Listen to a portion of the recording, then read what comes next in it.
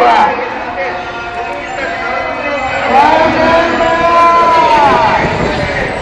バイケルだけの日本国民の皆様、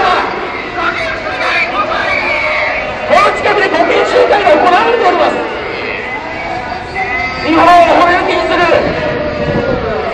アメリカから押し付けられた憲法を守ろうというための集団であります。我々日本国民がこれを大事してぶっ潰そうじゃありませんか。音出してないですよ、私は。音出してないですよ。ちょっと止まれ。おい、音出してないですよ、私は。音出してないですよ。なんだ、音出してないで韓国なんのか。おい、なんだ警察は。音を出してないのに韓国を出すのか。何に対して韓国なんだ。ふざけるなよ、愛知県警。何だ。私は出してないじゃないか。なんで私に対して韓国を出すんだ。何が全体だ、全体だ。いや、ふざけたことをやってんじゃないぞ。今まで私はね、一切音量を出してないのから、なんで警告をされなきゃダメなんだ。今じゃないよ。その前に韓国を出したの。なんで韓国を入れなきゃダメなんだ。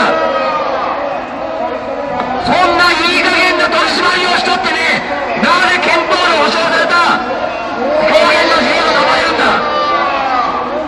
いいですか、私はね、一切音楽出してないですよ。音量出してないですよ。なんで韓国されなきゃダメなんですか。何ですか全部って。何ですか全部って。なんだ全部って。なんで韓国されなきゃダメなんだ。なんなんだろ韓国っていうのは。なんだ韓国で、なんで我々は韓国されなきゃダメなんだ。動かしてくれじゃない。説明しますよ。そういった法を使ってね、国民のそういった権利を働きする、弾圧するんだったら、ちゃんと啓発権力を説明をしなきゃダメじゃないか。まあそうじゃないですか。また我々はこのね、この運動、ちゃんと警察の許可を取ってやったにもかかわらず、なぜああいった形で、どうぞよ。